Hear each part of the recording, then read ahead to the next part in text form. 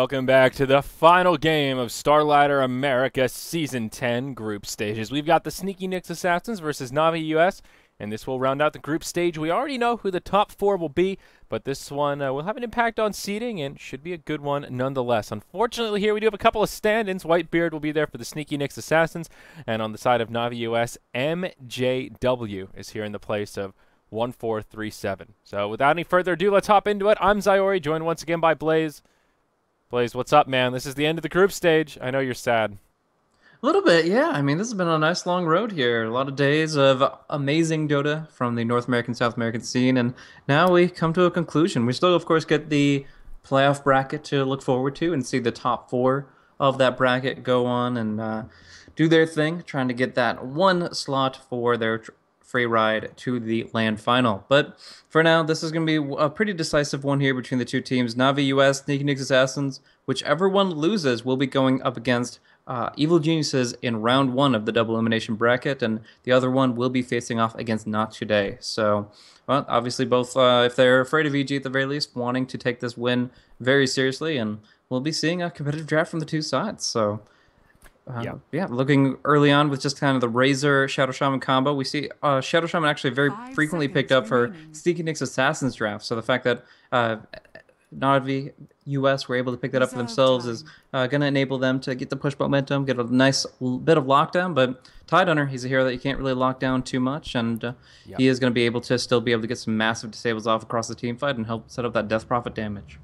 No doubt about that. And I always like Tidehunter. It's a little bit more on that dire side, working the Ancients, and it is a tough off lane, but like you mentioned, Kraken Shell will make his life at least a little bit easier compared to other off laners out there. Both teams taking their time as we move into the third and fifth banning stage, but Sneaky Nicks Assassins will take out the Earthshaker and the Brewmaster. It looks like Navi US could be gearing up for a pretty intense pushing strat with Razor and Shadow Shaman, the beginnings of it, or it could just be a slightly more conventional team fight oriented lineup. Still a Nature's Prophet in the pool if that's a route they wanted to go for a nice pushy offlaner.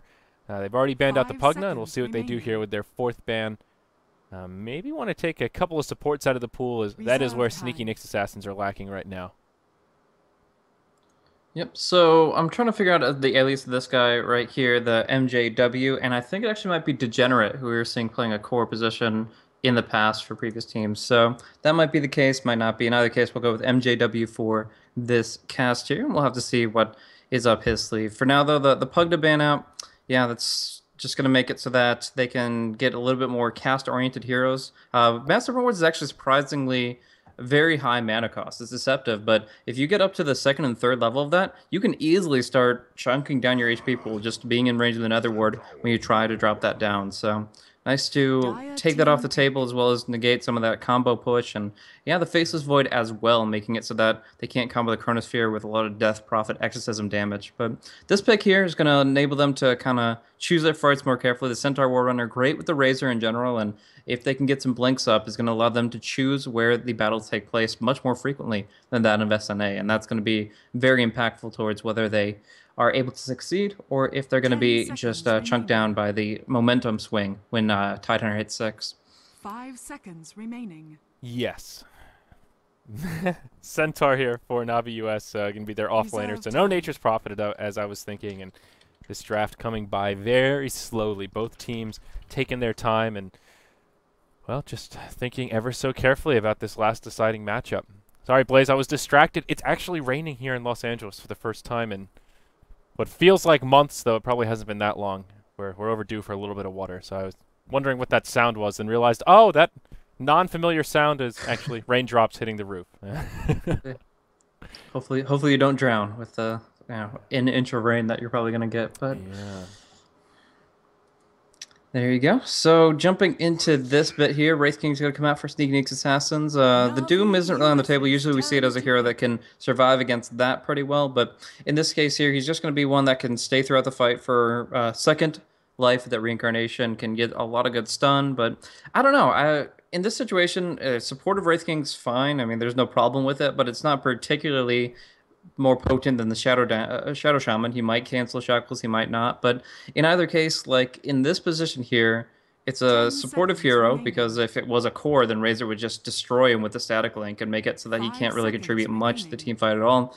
And you're syncing it up with a hero that doesn't really right-click too much. So the Vampiric Aura Reserve doesn't really time. spread across the whole team. I mean, obviously it does, but it doesn't really make that much of a difference. So Mhm. the Wraith King is fine in his own right. He's a great overall hero, but I'd love to see it paired with a hero like Mirana or something where they can actually accomplish more in the laning phase. And they could even do something like a Mirana Vengeful Spirit. That's one of those tri-lanes we've seen quite a bit. And even if they wanted to safe lane the Tidehunter, they could do an aggro try and look to pick up some kills, or 10 do a safe seconds lane and pick remaining. on that Centaur a little bit, and of course zone him out fair amount. 5 Also, having the seconds Vengeful Spirit on the remaining. dire side does open up some more possibilities with Roche. The minus armor from the Scream makes that Death Prophet do a little more damage, Dire and team as always, pick. minus armor on the Roche pit is not a bad thing to have. Navi US will think about it, but ultimately pick up the Rubik. Always a good choice against the Tidehunter. Not so bad against DP and Wraith King. Really good for slowing down the pushing power of the nature or of the Death Prophet when she's spamming out that Crypt Swarm, as Rubik can give her a taste of her own medicine. Stealing the Exorcism can certainly come in handy sometimes, but not so easy for that Rubik to survive once he 10 pops the seconds Exorcism and remaining. kind of puts that target on his back. Yeah, 5 so I seconds do think remaining. that this is going to be enabling them to counter push well enough that they don't have to worry about their early towers. Reserve time. On the Radiant side, that's really comforting because that means that you're going to be able to always go in against that early Roche play and be able to really contest across the map in general. So if they can get some good jungle pulling going on, farm up the Shadow Shaman a little bit more, I would actually say that I prefer Navi US's draft at this stage. But we'll see what SNA have to bring to bear. Obviously, they can go with the Brana like we were talking about, 10 but they also seconds might go remaining. for something a little bit different. I mean, maybe a level 1 roast strat is 5 in the cards. seconds I doubt it, remaining. but at least they're going to pull this one out. We saw this one Navi in the US's most turn recent to game pick. of Starladder with Sneaking Assassin that up against EG. They comboed the Wraith King with the Leshrac, and this is actually the same 4 heroes they had against EG prior. TC on the Death Prophet, Fluff and stuff on the Leshrac, and yeah, 10 seconds it's going to remaining. work out pretty well, I think. Yeah, we saw how well it 5 worked seconds yesterday, and we were remaining. both excited and maybe a little skeptical about the Lush, but Fluff played a fine one. He went for the Lightning Storm build, Dire opted not to team get Edict ban. until much later in the game, and he just really did a great job positioning himself appropriately so that he didn't get picked off, and that is one of Lesh's weak points right now, those long cast points and not particularly tanky. Positioning is the name of the game, and he 10 certainly did a good seconds job. He was remaining. yeah, even the gem carrier for a while, which Mhm. much to our 5 surprise seconds actually worked out. remaining. Morana banned out from Navi US. I think a very smart choice here. Some obvious synergy around that tri lane as we talked about. An Invoker, Navi the final US's ban from the turn to Sneaky pick. Nyx Assassins.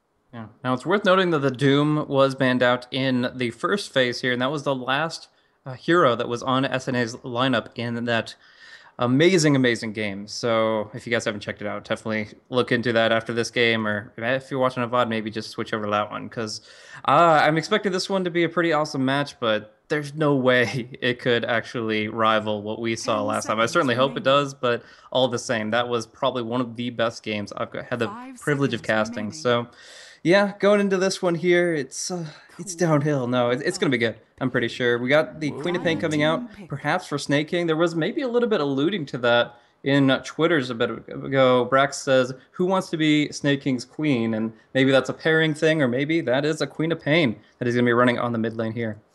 Yeah, multiple ways to read into that tweet. Generally, that's your Korok hero. I know he's a big fan of Quap, but we did see Snake King in the mid earlier in that first game that LD was casting with you. He did play Tinker, but he has been 10 taking over that mid seconds role as remaining. Navi US have been fluctuating around a bit more. And with Degenerate in the 5 lineup, seconds remaining. well, you do have to be a little bit more flexible. So time will tell. We saw Korok playing the Rubik Reserve yesterday, time. and that was where he had that Serpent Ward steal and telekinesis right into it. Hmm.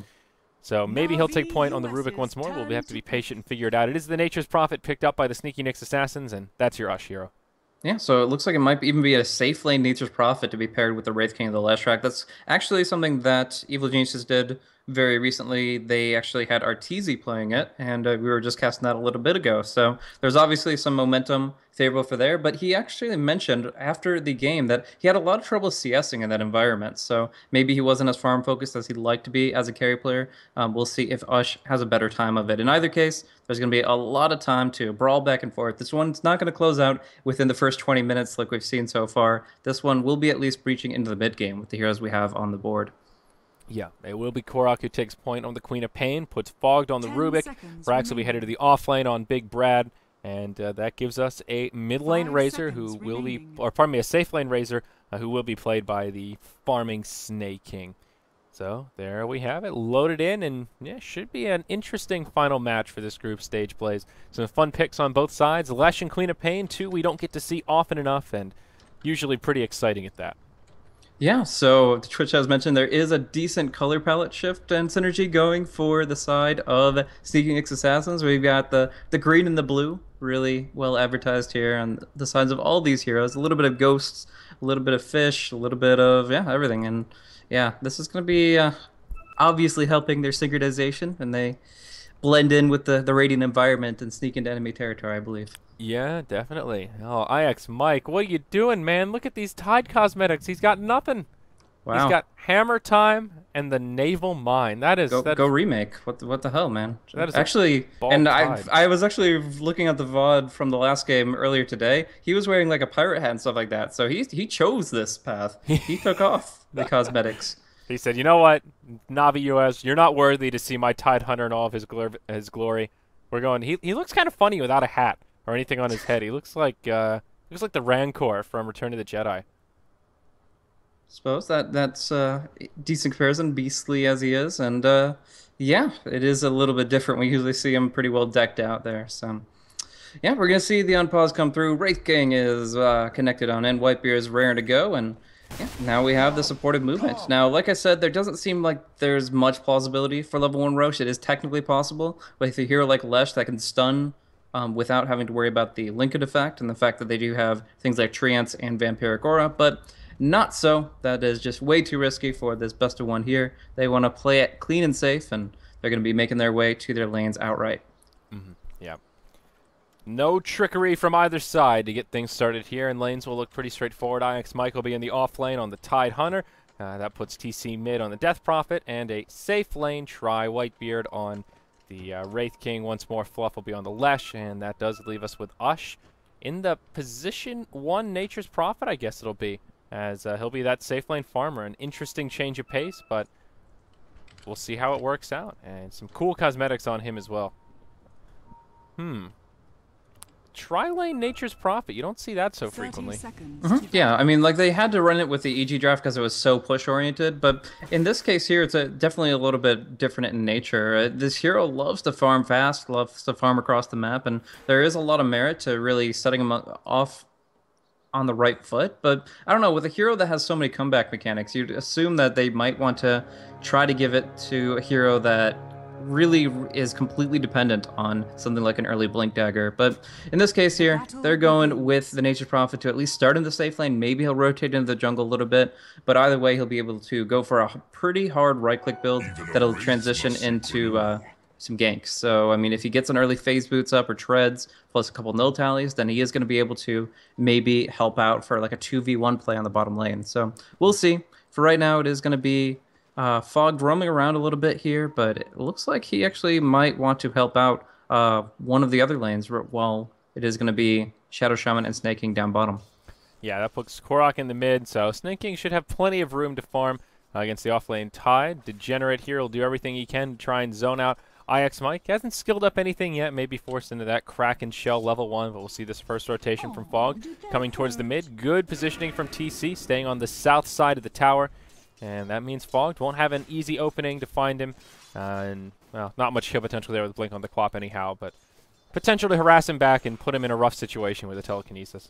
But they do have that Observer Ward up in place, so they see his rotation around, and they're going to make sure that that's not going to be an issue. And TC is actually a really solid when it just comes down to raw CS. Using the Crypt Swarm now just to make it a little easier for him, but in this matchup here, it's going to be difficult on Korok to really zone out the opponent well enough that he's going to be able to actually contest the lane in full. We do see Brax dodging out of stun from Fluff and stuff, just kind of baiting and juking with against the Split Earth, but in the end it's just going to be a little bit of return damage going back and forth. He doesn't have the Stout Shield, so he can't trade hits for very long.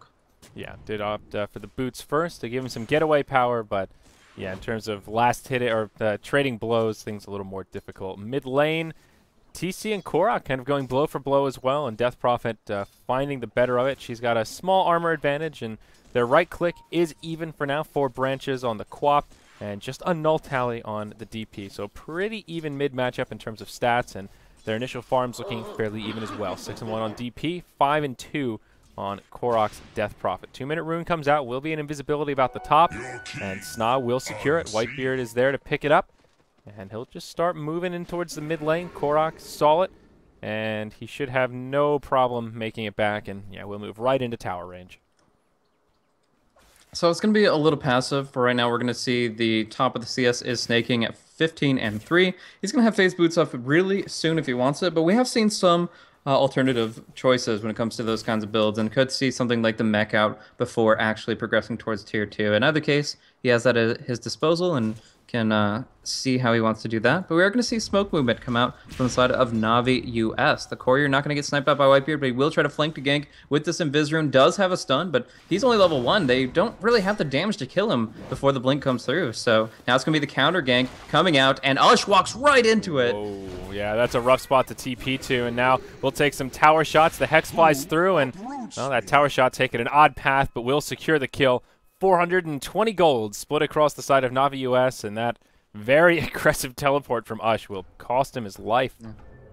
And whatever the merits of the safe lane Nature's Prophet farming up, it's not going to be realized very quickly because of the fact that he does, unfortunately, spend his first rotation feeding his life away. So 2 null talismans out on him. He really is going to be going for that hard right-click build, but all the same, he has to kind of dedicate himself more to the lane to make up for the lost time and the lost life. Yeah. Mid lane, some blows being exchanged. Korok knowing his limitations quite well. 29 hit points left over. He'll survive and does buy some boots, and will probably be forced back. He is crowing right now, and it looks like he'll just pick up his boots and bottle and stay around the lane a little bit longer, but needs to be very careful. Stray Crypt Swarm from TC could bring him down. Does have that 3rd point in Crypt Swarm at level 5, and we'll see how TC ends up building his DP, but something tells me he'll probably hold that Exorcism until level 8 or 9. Yeah, kind of going for his own little standard build there. The rune spawn is actually going to be here for Fog. He's going to look to cover it up, but I think TC wants to at least force Fog to pick it up or deny it. He doesn't want this to go to the Queen of Pain, and in fact, Fog, yeah, no, it's just going to be denied outright. He goes for the stun, doing a little bit of damage to TC here, but they aren't going to be able to kill off of this alone. So, yeah, he's just going to be able to pick up his own boots, his own bottle, and although the rune is taken off the table for TC as well, the important thing is that Queen of Pain doesn't get it. Yeah. So not quite what Fog was hoping for. TC will be okay with a denial there. Connects to the Crypt Swarm, and now Korok on his empty bottle is in some trouble, and we'll see that Queen of Pain start to fall behind in the mid lane. Ooh, that Crypt Swarm just falling short, but kind of a close call. Bottom lane, IX Mike initiated on as Degenerate comes in with a Hex. Fog does, or looks like he opened with a Telekinesis, and IX Mike will be able to make it back to the tower just fine. So Navi US holding on to a very small lead, just about 250 gold experience, just drifting the way of the dire side. But all things considered, a fairly even early game. Offlaners about on the same point. The only disparity is this growing difference in the mid game as TC just continues to rack up the last hits, now hitting level 6.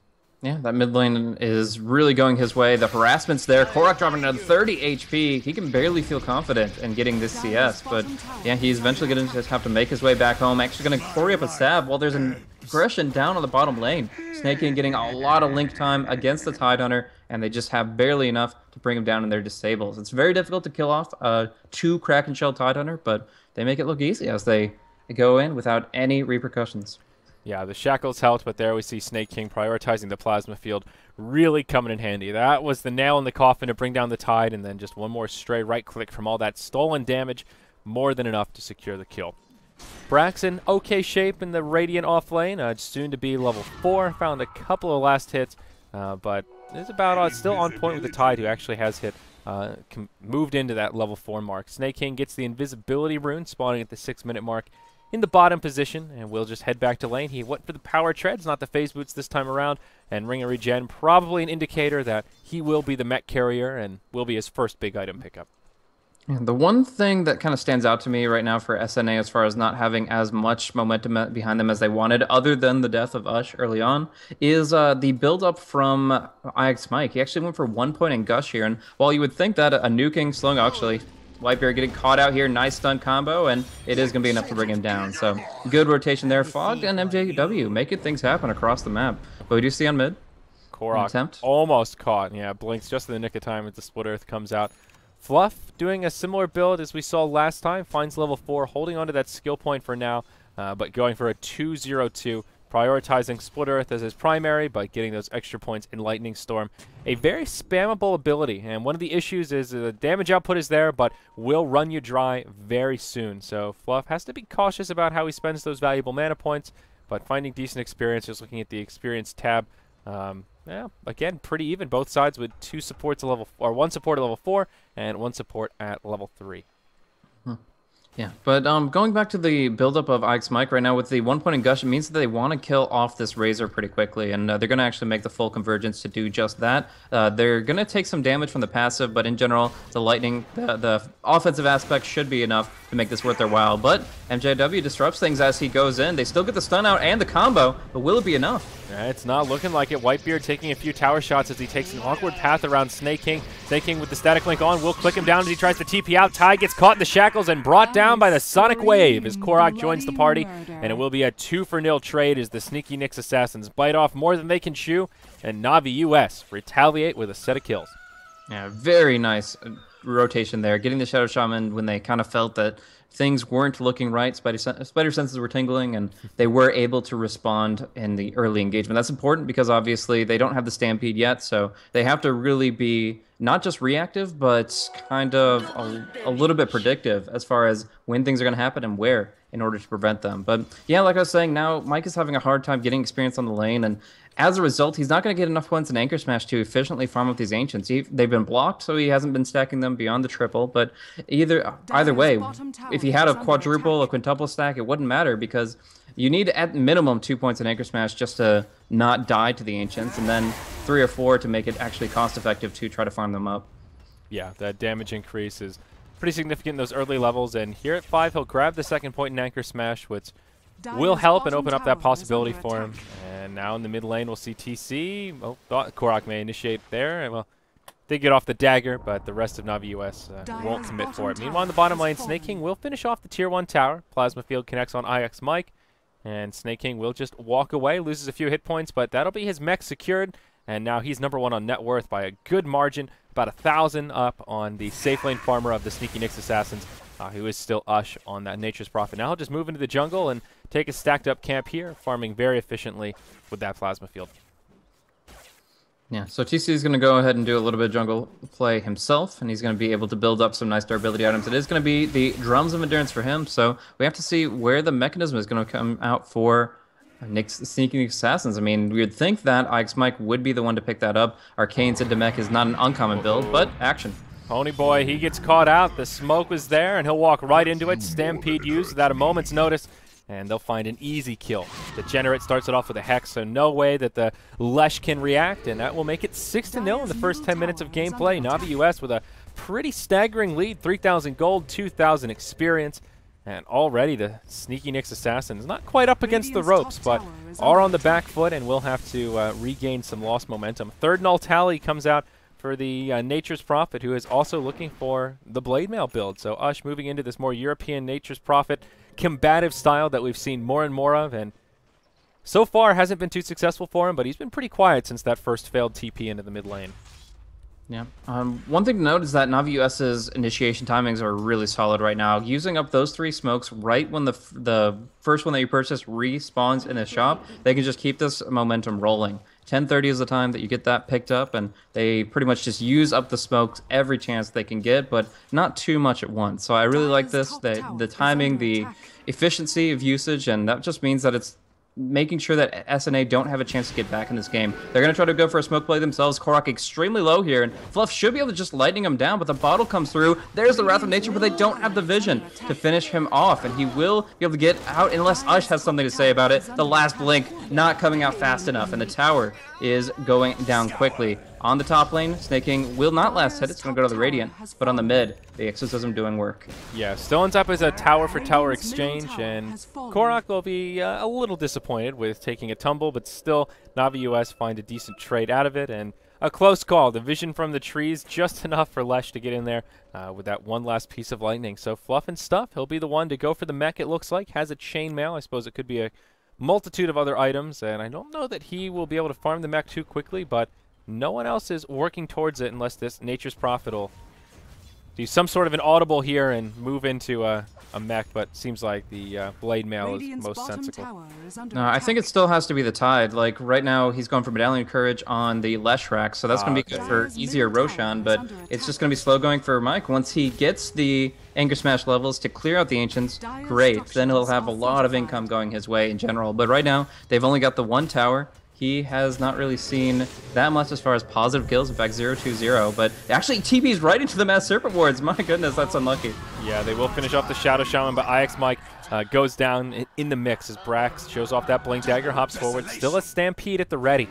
And Nyx Assassins need to be careful here. Whitebeard only level 4. Obviously, no reincarnation. Brax will get stunned up in the tree line, but where's the rest of Navi US? They can come in. They'll finish off Whitebeard. Off to the side, Fluff and Stuff will get picked as well. Now in the mid lane, Korok getting clicked down by Ush, who does pop his Blade Mail. Korok takes the Wrath of Nature, but will be able to survive. Now the Cavalry has arrived. Brax a little bit too low. Will try to man up on this Nature's Prophet, who still has a lot of right click. Gets caught inside of the Sprout and will die to the stolen Crypt Swarm from the Rubik. As Navi US take another good team fight here. TC, the last one to go down. Korok gets credit for that one. And it's a huge exchange going in favor of the Radiant. I don't know what he was trying to do there. He literally walked to melee range of the Razor, had the Eye of the Storm active, and he didn't have enough mana for a Crypt Swarm. So dropping down there pretty much of his own volition, and they lose the tower as well. 11-3 in favor of Navi US. They are just running over this lineup, finding those openings. A couple created for them, as we mentioned, the TP from the Tide caught right inside those wards. But yeah, other than that, I mean, it's just the early blink of the Centaur. They get their initiation as they will, and even this Crypt Swarm steal from the well-leveling Rubik has been very beneficial for just clearing things out, getting some extra damage. As we were talking about the build-up for TC as 4, 1, and 4, that means that spell steal, the Crypt Swarm, is at its maximum value right now for Fog. So not only finding the level 6 early, but putting it to use with that perfect spell steal. Yeah, certainly right. TC will now move into Drum of Endurance after his phase boot, so pretty standard stuff coming out of the DP, moving into a race car build. I reckon Yule's Scepter will be the next item of choice on that front. SNA will move a 4-hero rotation towards the bottom lane. Ush will hang around in the jungle and try and find some farm while his teammates push. Navi US seem to be eager to mount the defense. Ush again. Ush, he TP's right into Fog. Will get telekinesed. Exorcism's deployed. Mike's there with the Ravage. Will connect on 2. Brings down Degenerate first, but manages to get the wards down. Fog still has Crypt Swarm that helps do some return damage. Prophet, as well as the Wraith King, will fall, but down goes the Queen of Pain in exchange. Tower does get finished off by the Dire as Fluff stays in range and secures the last hit. He will pay with his life as they converge on him, and Snake King has the damage to kill him off. So a 2-for-3 exchange. Tower goes down, and meanwhile in the top lane, Brax will TP out after clearing up the creep wave. Find a little bit of extra damage on the tower. So I guess all things considered, SNA do find a positive gold boost there, but Navi will get the better of the hero kills. Yeah, I mean, it's okay. It wasn't that bad as far as the overall hero trade. But the problem is that was their fight with Exorcism and Ravage. That was supposed to be their big one, that they turn this back around. They get a lot of kills in their favor. Instead, Snake King ends it with full HP. Takes a little bit of damage against the Blade Mail, and Ush is going to try to right-click him down a little bit. But it's actually interesting. Sprout, if you click on the hero itself, counts as a single target spell, and he actually can't get close enough to Snake King because of that unstable current. So yeah, dancing around there a little bit. Snake King farms up very close to his Agnum Scepter, and yeah, this is pretty much as farmed as you want to be as a Razor at this stage in the game. Yeah, and that's the big problem with that last trade. Navi US aren't going to lose too much sleep over a Tier 1 tower going down. With the Death Prophet, you can sort of expect them to fall anyway. The big victor was Snake King. He survived. He's now 4-0-6 on this Razor. He's #1 on net worth by almost a 50% margin above that of the Death Prophet, who was leading the farm on SNA, which is absolutely huge. Meanwhile, in the Dire jungle, Korok with a Haste Rune will join the Centaur, and they find a kill on Whitebeard, who is still struggling to find level 6. So right now that normally tanky Wraith King is a pretty easy kill. Now IX Mike trying to clear out his Ancients will get found out, and they'll bring him down. These Ancients all very low, and Navi US should be able to just take all these last hits after IX Mike's hard work. Oh, this is so damn bad for Sneaking Assassins. They are backed against the wall already. I mean, they want a draft where they can go out and, at least with their ultimates, feel confident in a fight, but it's starting to look the other way. I mean, Razor's about to be extremely huge. He can go for BKB after Aghanims, and there's no going back from that. They take down tower after tower to get goal momentum, and as you mentioned, that Ancient Stack is theirs for the taking. They leave a couple, but in general, this is just a huge boon for Na'Vi US, and they're going to be able to take this momentum into the next fights. Brax on the top lane will be cornered in by Ush, trees all around, but not really too much as far as kill potential without some miracle of, I don't know, misplay from the Centaur or very rapid reinforcements from TC. Yeah, and once more, Na'Vi US will find a good trade as they take out a Tier 2 tower. Blink forward from Degenerate, and the Kraken Shell will expire the shackles right away, but now Whitebeard has his Reincarnate, will fall for the first time, coming right back up. Ush TP's in, finds Snake King inside of the Sprout. There's your Ravage from Mike, secures a kill onto the Razor, but will cost him his life. Rubik trying to make the escape, caught inside of the DP Yules. Fogg will survive a little bit longer, at least telekinesis Whitebeard, sets it up for Korok to come in and hope for a kill. Will disjoint the Wraithfire Blast. The Shadow Shaman's there. Another shock to bring him down. Now Ush and TC looking for the kill onto Korok. They will silence him. He has a TP scroll. Jukes the stun. And Korok will actually make the escape. Wrath of Nature flies through, but not enough damage to bring him down. Stampede utilized. Ush TP's forward, but Korok in the tree line. Now blinks once more. He's got him! Oh, wow. Oh, the vision of the got tree. out of those shenanigans, I don't even know if I would have words for that. Like, he was like so close to getting stunned out and killed off so many times. He's just dancing around in circles, all about pulling off all these silly things that were unnecessarily risky when he could have just blinked TP'd. But he got the kill on the Wraith King with the help of the Shadow Shaman.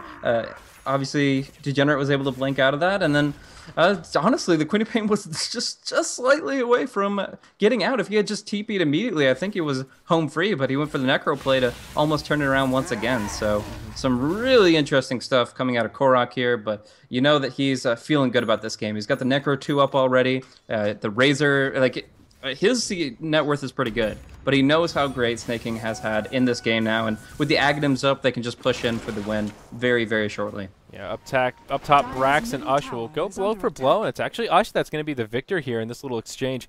He's picked up the Maelstrom, so his right clicks are pretty hard now and a bit faster. Meanwhile, in the mid, Snake King will get initiated on, gets the Eye of the Storm off, caught inside of the Yules, manages the Plasma Field before he gets silenced, but Ush is there with the Blade Mail to return some of the damage. Mech will keep Snake King alive. Fog not going to be so lucky, and they will just find a kill on the Rubik, which Na'Vi US will consider a victory compared to losing their Razor in that scenario. Roche now.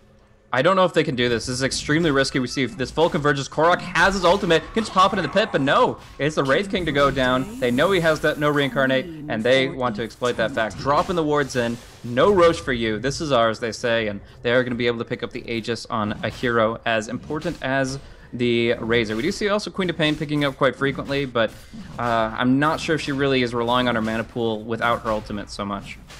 Yeah, that's the level 2 Necro book now. Wards came down straight away, but next Assassins will try to contest. A big Ravage from Mike to fly through. Snake King as well as Brax will be the first two to go down. Snake King stands his ground a little bit longer, but ultimately falls. They'll lose their Shadow Shaman, and this will be a successful hold from the sneaky Nyx Assassins. Korok on the high ground, trying to do what he can, will be forced to blink out. Finishes off the Tide while he does so. Fogged coming up, moves into the high ground. Telekinesis onto Ush.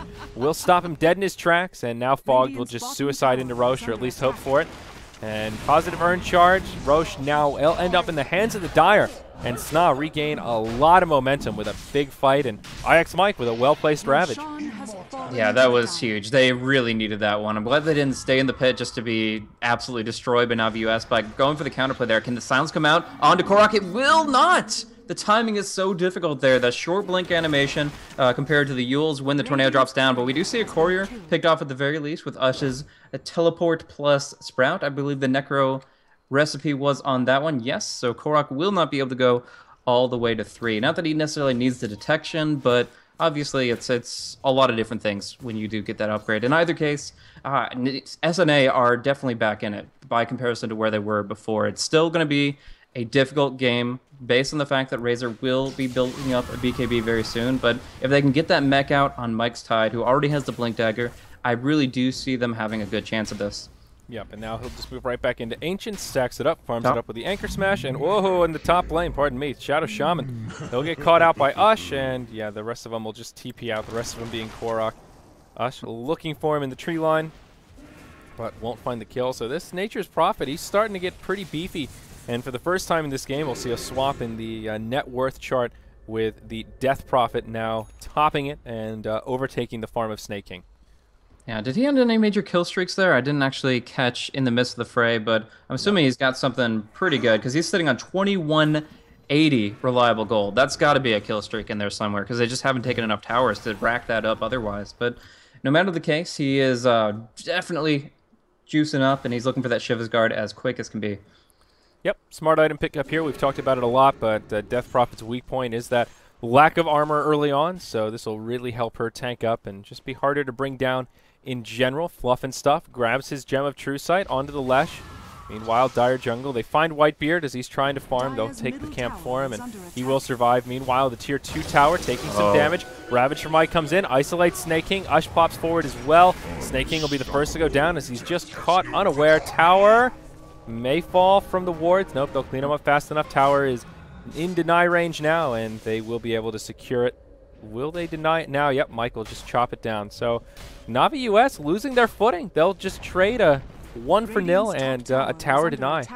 Yeah, one more bad fight where Snake King gets picked off and the game's back in SNA's hands. Right now, Ush, yeah, goes up against Brax, but unfortunately Brax can't double edge without eating the damage twice over with that Blade Mail. But now finally goes for it just at the right time. Magic Wand to keep him up, earns up, and goes for another follow-up stomp. Yep, Fogged is here, and we'll start things off. There's your Hoof Stomp, plenty of damage to bring down Ush. This time they'll punish him for his hyper-aggression, and it is Centaur that gets the big bounty, 835 gold. That'll secure his Pipe of Insight. Well, he actually had it before, and even more gold up on him. So, old Centaur here getting rather tanky, and DP actually not going for the Shivas, but that's a full Assault Kuros for TC, who's also level 16. That's an interesting decision there. I was talking about how DP isn't really a right-click oriented hero, but this kind of forces her into that role. She's like, okay, well, I can benefit from the Vampire now because I attack that rapidly. But it is an interesting choice. It'll benefit some of the composite damage coming out from Fluff and Stuff's Diabolic Edict. It'll help out the Anchor Smash damage substantially. And since Nature's Prophet went for this right-click damage build as well, although it won't really do anything to the Maelstrom, the right-clicks that are behind that and enhance attack speed-wise will be really nice. On top of that, it's a great defensive aura that will nullify some of Snake King's damage and make it so that this kind of Eye of the Storm strat isn't going to be the entire linchpin of what Navi US can accomplish. Yeah, now top lane, Navi US go for the tower. Wards come down. Snake King's popped his Eye of the Storm. And this tower will get melted pretty quickly. The end of the outer towers for the Sneaky Nyx Assassins. They think about making a defense, but decide it's not worth the risk, and they will just regroup to either defend high ground or take an engagement somewhere that there aren't Rasta wards to be found. They will stumble their way onto a double damage rune in the bottom position, and Ush doing a little bit of split pushing as he shoves his M&M babies right into the tower. Snake King comes in to make the defense. The rest of the Sneaky Nyx Assassins starting to converge, though, and looks like they're hungry for some aggression of their own. Oh, Snake King caught inside of the Yules. That was sort of awkward placement as he hops out of the Sprout like that. I guess a lucky disjoint as he was going to come right back down on a creep. And that will ensure his survival. Mid Wiper is going to go down. He doesn't have a Reincarnate or anything like that, so the mana burn doesn't really impact him other than the fact that he just can't do anything in return. Korok is able to get that clean kill, but of course TC with that Exorcism, double damage active, just demolishing these towers. Now looking for a little bit more, but yeah, AC obviously very impactful against towers. In general, just making its Exorcism pack a huge punch, but still we see Navi US in the other lanes making something happen across the map. Some harassment onto IX Mike, and just in general pushing up the waves all the way to the base. Yeah, Korok doing a good job keeping pressure on SNA, and glancing at the graphs, it's a pretty even game now. Navi US holding on to their very small lead, but it's quickly diminishing. And this is another one of these games where I feel like the graph is a little bit misleading, where sure they have a small edge, but SNA are the ones with all the momentum right now. And anytime Mike has a Ravage at the ready, that's when things are pretty scary, and there's potential for SNA just to take an immense team fight. See Nature's Prophet cancel casting the TP, maybe thinking about Brax, but we'll just go back down to farming Dire Ancients, which are stacked up again. This is another one of the disparities. SNA have been doing a great job keeping their Ancients stacked and clearing it out at pretty much any opportunity they have. Yeah.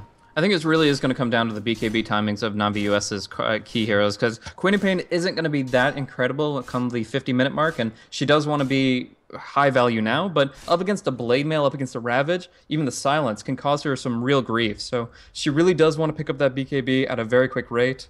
Could technically be Aghanims, but I'm almost positive Korok wants the BKB here. And then, of course, that also goes even more for Snake King here. I mean, he getting that BKB will be able to go on the front lines, be able to tank up the Ravage, and just go in and do what he needs to, because the main objective is kill TC and get a BKB off. If they can do that for both Razor and Queen of Pain, the fight's pretty much theirs by default. Yeah, no, you're absolutely right. And you normally think of BKB, well, there's a Death Prophet, so I'm not really sure. No, you want the BKB. It's really good against Ravage and sort of a staple piece. The Razor, like you mentioned, but also the Quap. She's a very squishy hero, and being able to mitigate that huge disable will make one hell of a big difference. SNA may be waiting around for the next Roche. We'll see what the respawn timer is here coming up in just about a minute's time, and I think they'll be happy just to sit back and be patient, farm up some of these core items. They are giving Navi US time to get their BKBs, but Ush, he'll find his way right into a Scythe of Ice, and that is a big item that can even be used to counter the BKB if you get the initiation off first. So SNA are not without their tools to deal with these new item pickups. Yeah, but still, at least the Stampede and Force Staffs are a great way to deal with the Hex. They have 3 Force Staffs on the side of Navi US, and of course just 1 Stampede. But they are going to be able to pretty much bail out whoever gets hexed and try to make it so that they don't take any damage for that duration. Yep. Ooh, smoke from Navi US. We'll see Degenerate, Fogged, and Snake King all rotate towards the top lane. And even Brax going to be joining the party, as now the fresh BKB is up on Snake King's Razor. Pipe, and oh yeah, there's your Force Staff with the Blink Dagger on Big Brad. So he's a little bit more mobile himself. Korok is very close to his BKB. Just about 200 gold away from that recipe and Mithril Hammer. It will be a fast Roche respawn coming up in just a minute's time, and I reckon we'll probably see a fight break out around the pit sooner rather than later. Yeah. Korok's a difficult decision because he really wants the BKB for that fight, but he doesn't want to spend his mana to get it. So he's just going to go ahead, last hit as quick as he can. Actually going to go for 1 Scream on this wave, and that will get him his BKB. So getting that out as quickly as can be, because, yeah, you need both the mana pool and that magic immunity for the big rumble in the pit. We see that respawning pretty soon. They know that it could be up, but there is still a 2-minute window where they're not entirely sure. Yeah, the rumble in the jungle. Now Death Prophet will just move right into a Heart of Tarrasque. An interesting build from TC with that AC, but now I think he just needs raw HP. That is one of the drawbacks to this build. Drum's your only thing giving you stats, and now with the Reaver almost at that 2k HP pool mark, and the Heart of Tarrasque will really buff him up to that extra level of supreme tankiness. Looks like Whitebeard, hard to say if he's going for the BKB or if this will end up being a Sange into Halberd. A disarm, not a bad choice, but with the BKBs does kind of mitigate it. Very well just could be magic immunity. Yeah, I think BKBs are the go-to item for both sides, really. There's a lot of effects they have to nullify, but there's going to be the big movement into the pit here. If we look at Navi US's positioning, they've got 2 that are a little far gone to actually try to address this. So I think this is going to be falling then. I don't know if they must have considered the fact that it could have gotten a relatively early spawn, but they really didn't seem to be willing to contest it. I guess that's just the threat of the Exorcism plus Ravage at this stage in the game, but by giving them that Aegis and enough farm for TC to finish up the Heart of Tarrasque, it's going to be very difficult to take the next fight, whether it's on their terms or not. Yeah. Ush with that Aegis of the Immortal again in the position 1 role. He'll do exactly the same as he did before, and now TC does have the gold to buy the Heart of Tarrasque. Sneaky Nyx Assassins may be looking to make that Death Ball push coming up soon. There is a set of outer towers still remaining, the tier 2 in the mid and the top lane, but they could just go bottom and look for high ground. I think they'll be well advised to try to go for a pick off before they try to break the base, but we'll see how they want to handle it. Us just farming up in the mid lane as Navi US actually move into the dire jungle. So, to calm before the storm right now, they're going to be pushing out the waves so that they only have to take 1 fight, and they can maybe get a little bit of subsequent base damage based on that alone. But yeah, we see that the smoke movements is about, and they have to know if they're missing off the map. They have to be worried about this flank, but the only one scouting it right now is Fog. So they have to be very quick on the reflexes of the defensive force staff, and they have to really delta split hard with this Stampede. Yeah, here we go. Mike goes in. Ravage on 3 to get it started.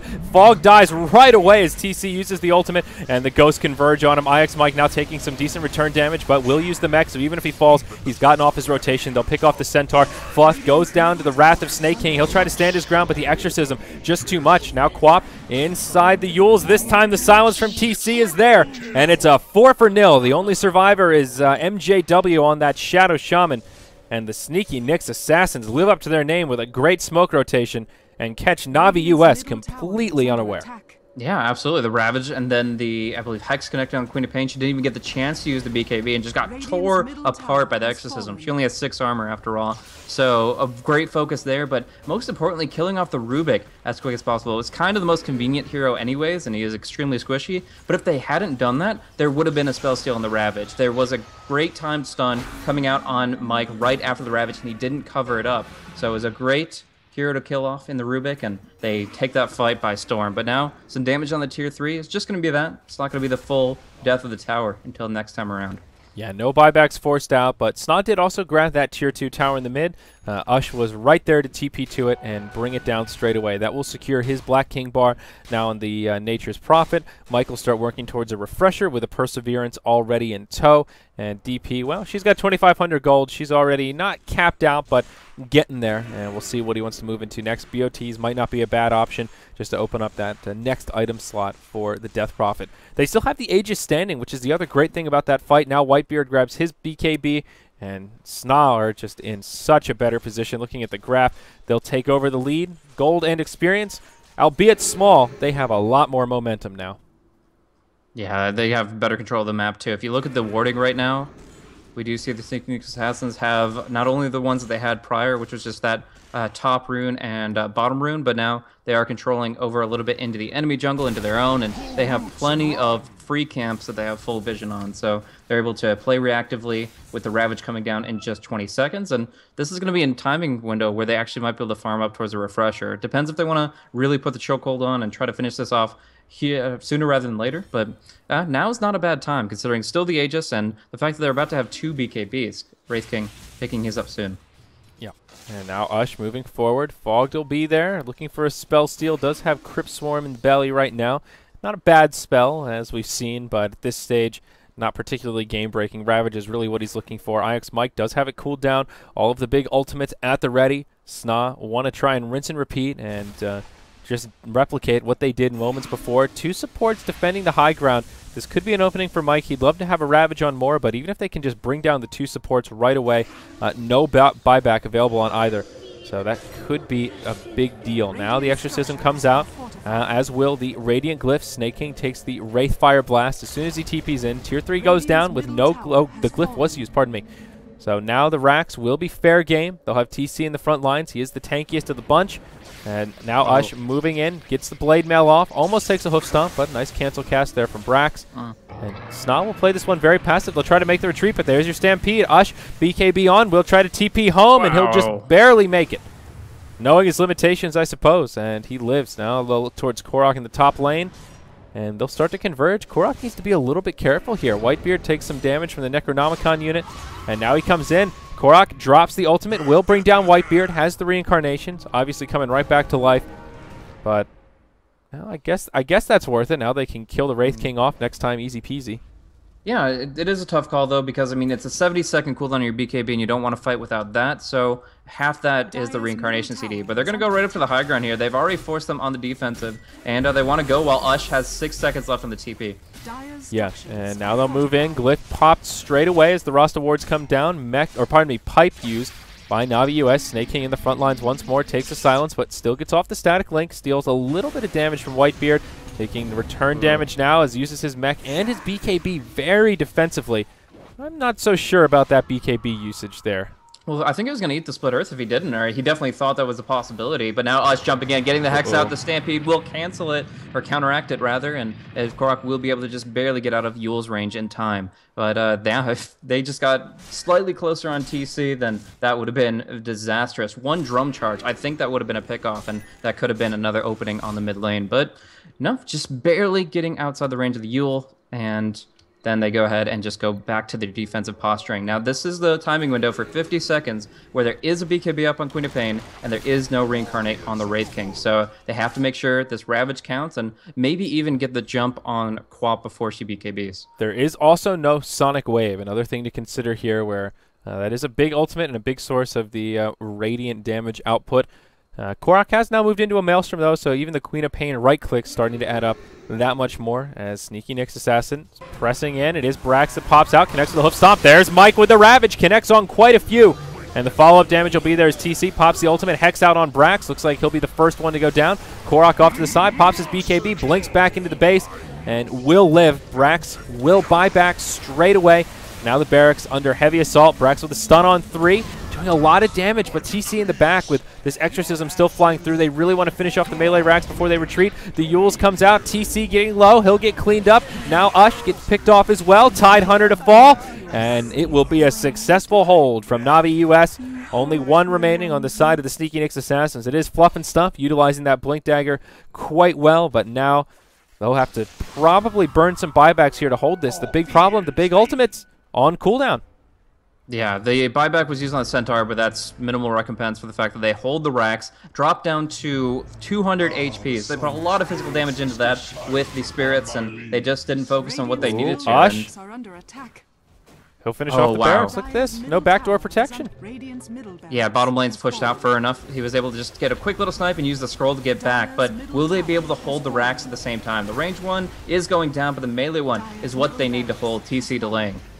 Yep, Snake King in the front lines, very low on health, and Whitebeard comes in, has a reincarnate this time. Wraithfire Blast onto Snake King, nice but force. those wards doing a lot of damage, and the telekinesis from Fog keeping Snake King alive. That will have the reincarnate come out as Whitebeard falls, comes right back up, stun onto Fog. He hits him with a taste of his own medicine, and Fog will pay with his life. Navi US getting a decent counter push, but ultimately won't find the same trade. They lose their melee racks and only find range racks. Yeah, we'll see if Fluff can pursue any further. They really want Snake King here. He was so close to going down, was about to be hit by the Split Earth, and then he got helped out by Helping Hand. There's 3 Force Staffs, so I'm not sure which was which, but no matter what, there was a Force Staff used to keep Snake King alive, and that gets him his AC. He would have hated to have to buy back there. But now he finishes the big item. This AC counteracts TCs and gives them a much better chance at holding their high ground. But we'll see the Roche go down. This one's with Cheese, and we'll see who's going to pick up what. Yeah, these back and forth pings have been a pretty even exchange, as Nyx Assassins did have to use 2 buybacks on the DP as well as the Nature's Prophet, but the buybacks also allowing them to secure Roche as soon as the fight ends, which gives them Cheese. So an extra buyback, but securing Cheese, I think that's pretty worth it. And you can see that reflected on the graph as these pushes have connected.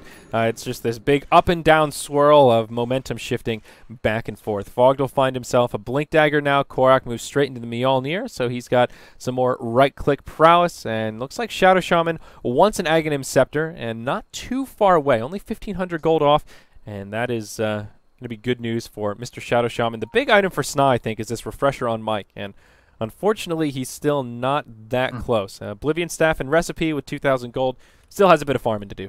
Yeah, you're absolutely right. That's their main point of progression here, because if they're going to keep loading up their inventory with the Cheese and the Aegis, there's not much room for growth for the Prophets. Both Death Prophet and Nature's Prophet, despite losing some gold from buying back, are still pretty well saturated. There's a Mjolnir possibly for Nature's Prophet, of course, BOTs on both, but I don't know. Other than that, you're looking at refreshing BKB and switching out a Blade Mail for maybe a crit or something of that sort. We'll see. But at this point, yeah, they are moving more rapidly towards critical mass than that of Navi US, who can still move into a lot of great items on their supportive staff. I mean, the Hearted Tarrasque would be huge for the Centaur.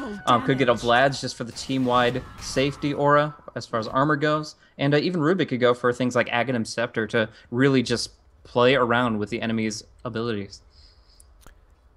Yeah, is this really a great Ags game? I mean, it's not just about the Ags upgrades. It does give you that huge range for spell steal to make your life a lot easier.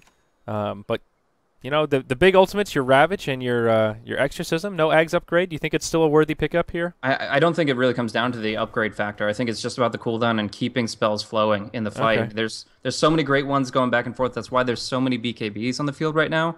And I think Fog would have a lot of potential just casting 3, maybe 4 spells of the enemy in the upcoming fights. The other question is, will he actually have an opportunity to farm it up? With 350 gold, no progress towards the item, it'll be a long ways coming.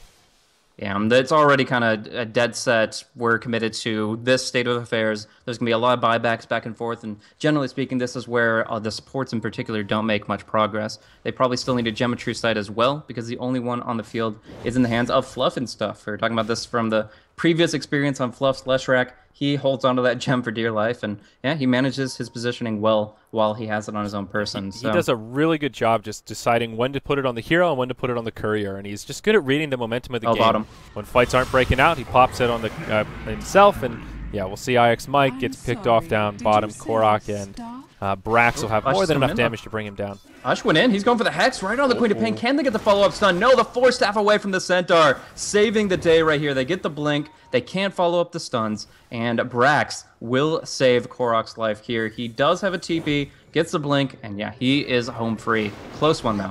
Yep, TC looking for that silence and just couldn't get close enough. So ends up being a free pick on IX Mike. The ideal target to take down, as we've talked about. He's the one trying to farm up the refresher, and that will slow him up that much more. Now with the tide down, he does have buyback money. Na'Vi US will use this opportunity to try and pressure the base. Glyph is available. Ush TP's in. Blade Mail popped right away as Snake King steals a lot of his right-click damage. And the Hex is creep. Yep, pushing forward now. Does have the ultimate online and a BKB. Mike won't need to buy back. BKB's popped a plenty on both sides of the coin. Snake King taking a lot of damage from TC and will turn and do as much as he can, realizing he's not going to survive anyhow, and just does what he can before he goes down. It sets it up for Brax. Now TC falls. And Korok coming in with his BKB will bring down Ush. That'll proc the Aegis of the Immortal. Whitebeard coming in. That'll be the end of his ultimate. Mike, he's pressing through, and oh boy, this is just a disaster for the Dire side. Rubik doing so much extra damage here with that Exorcism still online. Fogged still able to survive. It's a full team wipe. Fogged doing a hell of a lot of damage in that skirmish. And I think, is that GG? Do we have some buybacks? IX Mike has one. But will it be enough? He does have the Ravage still. Oh no, he's gonna go down. He has the Ravage. He might have to pop it just to get away. Oh no, this is disastrous. IX Mike just popped back, and he's now down for 75 That's seconds. Game, I think. They lose the top racks. The mid racks going down. They don't want to lose it here, but they don't really have much else going for them. At least TC still has cheese. BKB in 10 seconds. But man, when he lost that Exorcism, and the Spirits were just kind of dueling it out, both sides kind of didn't want to get too close to the other, but both needed to focus the Exorcism holders, and Fogged was able to be the one that stayed out of the fight for the longest of time, and he was the one who actually got the much greater damage output than TC. And when TC got burst down without even getting the chance to use the cheese, then they just lost so heavily. They're still in it, and they still want to play this one out, but I don't need to say that 2 lanes of racks is a heavy, heavy loss. Yeah, now remember they do have the melee racks down in the mid, so that is something that is like maybe keeping Sneaky Nick's Assassin still in this game, but it was also a good heads-up play from Snake King as he was on the run and just decided, you know, I need to turn around and do as much damage to DP as I can, and that's what set up for the Centaur to pop in and hoof stomp double edge, and that stunned up TC so that he couldn't eat the cheese before falling, and that was the big make it or break it. And I think if the Razor didn't turn to throw all those whips, it would have been a different story. Don't forget that Snake King had stolen a lot of damage from Whitebeard before that whole skirmish kind of broke out, so those right clicks actually did add up pretty quickly. Yeah, still, I mean, with that much damage behind them when they have the Exorcism up, it's absolutely incredible. We'll see if he can get the steal again or if TC's. Oh, God. Sorry? That's a 10,000 gold swing right there. Look at the graph. Oh, yeah. Yeah, that is... I mean, with the buyback on top of it, there's no doubt. They were able to get so much off of that. The destruction of the buildings pads their pockets as well. And, yeah, this is so hard to come back from. Korok has the Eye of Scotty. He's got a full Mjolnir. The Refresher Orb probably soon for Razor. Actually, he did go down in that fight, so maybe he'll be set back a little bit. But IX Mike set back gold. even further. Yeah, if we're talking about the rush out for the little watermelon, IX Mike is the one that lost out by far. Having to buy back, dying twice. he's not going to have Refresher for the longest of time. Yeah, that was just pretty much the worst thing that could have happened to the Tide. He didn't even get to Ravage. He bought back and still died. Even if it was a defensive Ravage and made it back to the well, that would have been something. Buy him a little bit of time, you know, stops him from hitting structures. He just ran in, basically got crowd control, died, and still has the Ravage, but would have cooled down by now anyhow. So Navi US just one lane of racks away from a victory here, and they'll start to tighten the noose a bit. I don't think they'll want to wait till the next Roche, although we'll see what that timer is coming up in just about a minute's time. Some split push coming about the map as Fogged is in the top lane with Korok, Centaur in the mid, and the remaining two just pressuring down the bottom. They're trying to push all lanes in at once before they take this team fight so that maybe they can even distract Sneaky Nyx Assassins with a 5-on-5 engagement and then just let the creeps do the dirty work in the base. I love the movement from Navi US here. They have the full buddy system. Essentially, they're always farming with one person in the front lines with a support that has a force staff right behind him. So they can guarantee that if he does get hexed by Ush, whether he suddenly buys a Blink Dagger for selling the Blade Mail or whatever, either way, they're going to be able to bail him out. And they just want to make sure that they're always in position to do just that. Now Snake King sees IX Mike. They actually have a little topsy-turvy going. This might be bad. Like, he's going forward, but he's got no reinforcements. It's a 1v4 right now. Snake King pops his BKB. There's the mech from Mike, and yeah, he realizes, I don't know if I really want to do this all by myself. That is his 6-second BKB charge, so will cost Snake King a little bit, but end of the day, not a huge deal.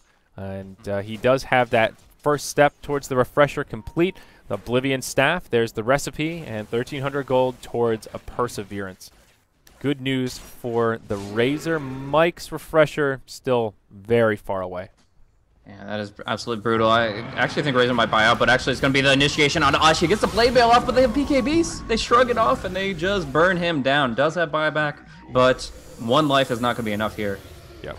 Korok will be happy to use his BKB and ultimate for that, as TC down bottom uses his ultimate to try to secure a kill onto Degenerate. He'll try and juke in trees as best he can. Won't be enough to keep him alive, but now TC completely stuck. Does Snake King have the damage to bring him down? While this skirmish is breaking out, a fight will start in the base. Snake King will not live to tell the tale. Meanwhile, Brax going blow for blow with Fluff and will secure that kill. Mech from IX Mike just not enough to keep his buddy alive. Fogged pressing forward. Ooh, needs to be careful. He might get caught out. Meanwhile, in the base, Centaur will fall, and this is an odd exchange from Navi US. They did grab one of the tier 4 towers while this was happening, but they pay heavily for it as they lose a 3-for-1. They still have plenty of buybacks to follow back on. There's plenty of room for error, but one thing that they are going to give up as a result is the Roche pet. We see the pings out from Snake King. He knows what's going on, but I don't think there's a way to stop it.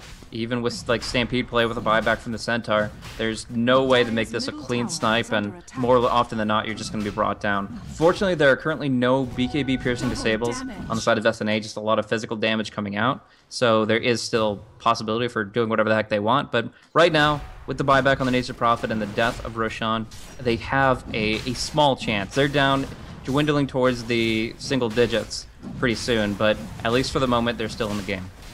Yeah, and just lucky timing on this Roche. It was a pretty quick respawn about a minute after that initial timer, so if it had been maybe a 2-minute Roche, this would have been a totally different story.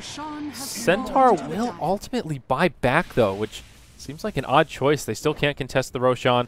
Aegis and Cheese comes out, and it will be the same thing once more. Cheese this time on the Tide, but the Aegis is on Nature's Prophet. What are you on about here, Blaze? There was actually a lift up on Ush on the front line. There was a double damage Queen of Pain, but it was just the two of them, so they weren't able to chew through that raw HP fast enough with so much potential follow-up from heroes like, okay, they're going in, get the stun onto Ush, but now they have to stampede the rest in. They're so far behind, Brax alone. Yep, Brax taking a lot of damage. We're dishing it out as well. Korok coming in with his BKB on, doing a lot of damage to us, brings down the Aegis. Now can they take down TC? Snake King's here with the double ultimate, pops it and refreshes. They'll kill the Wraith King. He's coming right back. TC gets off the cheese, and now he'll put himself in the defensive Yules. Mike coming in with the Ravage, does a little bit, but falls straight away. Now TC gets focused down, and he just can't survive. Whitebeard, without too many hit points left, will get isolated. Some low health heroes on the Radiant side will both go down, as Ush on the backside doing that last bit of damage to make it a much more even exchange. Now the Sneaky Nyx Assassins using their buybacks, and it will be just a dead Tidehunter for now, and not for long. Michael buy back. Ush takes the damage from Korok, but the Blade Mail! Now Snake King stuck inside of the trees. He'll fall. It's a full team wipe! Oh, no! Navi US in trouble. They've got 2 buybacks available here, the Rubik and the Queen of Pain, but that's it. Brax is wishing he did not burn it just moments ago. Yeah, and they didn't need to even take that little fight up against Asia Prophet. Sure, it's a Prophet by himself, but they don't have the hard disables, and they could have just fallen back, waited for the Refresh Orb, waited for the Double Eye of the Storm, because that's where they're strong. But now Snake King is dead in the grave for 70 seconds, and it's a 2-man defense. Yes, the creeps will be pushing in a top lane, but here SNA are in the base. Yep, a little bit of backdoor protection helping out Navi US, but Korok, he gets hexed. BKB's on. He'll try and do as much damage as he can, but he's relegated back to the well with his BKB on cooldown. Degenerate doesn't even have Frost Awards here. It's going to be a dieback for him if he's not careful. BKB's used, but it's not enough.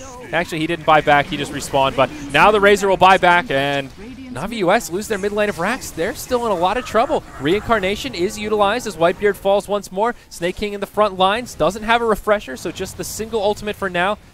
Fog doing anything he can to buy some time, connects with a Wraithfire Blast to slow them down. It's still a 5v3 on the field, and TC should have an ultimate coming up soon. Yeah, just a couple of seconds. Will be a dieback for IX Mike and the Sneaky Nyx Assassins. Starting to move to the back foot. They may look to reinitiate his Snake King. Low on health, his ultimate soon to expire. There's the Exorcism. He'll get stuck inside of the Sprout. Snake King to fall. And now, Navi US on their last leg. Brax respawns, pops the Blade Mail, will be able to bring down the Wraith King for the second time. TC doing as much damage to the tier 4s as he can, but he's pretty low on hit points himself. Ush, BKB on in the front lines, commencing the right clicks, doing damage to Korok. Being elusive as he can, the Queen of Pain will survive. Now Brax pressing forward, hoof stomp on 2, double edge, bringing down Ush almost. The DP falls. Ush with 1 hit point to spare. He's trying to juke in the trees, but Fog is there, will blink forward to bring him down. Sneaky Nyx Assassins are repelled, and Navi US will hold once more. Now it's a problem the other way. The only buyback available is on Fluff and Stuff, and he's the only one alive. Meanwhile, in the base. Incredible fight there. Oh, God. Sneaky Nyx Assassins trying to just replicate what we saw yesterday, and it almost worked. It really almost did, but in the end, they just don't have enough reinforcements. We actually saw the BOTs picked up on Asia Prophet. He teleported back to the well at like 15% HP, then bought the BOTs to come right back to the front line. So very quick back and forth play. Great fights coming out from both sides, but in the end, Navi US, they just had more. The Refresher Orb on the Razor instead of the Tide was a straw that broke the camel's back, and it's something that SNA could not come back from. Yeah. What a fun game to wrap up the group stage of Starladder America. The playoffs are coming up next, and we know our top 4 teams. It's Navi US, Sneaky Nyx Assassins, Evil Geniuses, and I believe it is Not Today. Smash Sama's team. We'll take a glance at the grid very quickly, so we have a visual update, but there you go. The top 4, this is not updated for the matches today, but the top 4 teams are the same in matter of seeding. EG will be number 1. The bottom spot will be Not Today. Is that correct? Not Today is either second or third. I forget. I think they took down. I can't keep SNA, it all straight now since they all played each other today. In either case, we do know that Sneaky Nyx Assassin will be 4th, EG will be 1st, and Navi US and Not Today will be facing off as 2nd and 3rd. Yep. So an interesting group stage it's been, and it's been a pleasure to cover it. Playoffs will be coming up next, and that wraps it up for us today, Blaze. Make sure you follow us both on Twitter if you enjoyed the cast, at Zayori TV, at Blaze Casting, and at Beyond the Summit to stay up to date with all things happening in the studio. Starladder EU resumes tomorrow, and China and SEA have been ongoing. So still plenty more Dota 2 coverage coming up over the next week here on Beyond the Summit and Dota Starladder EN. We'll catch you guys tomorrow for the European coverage.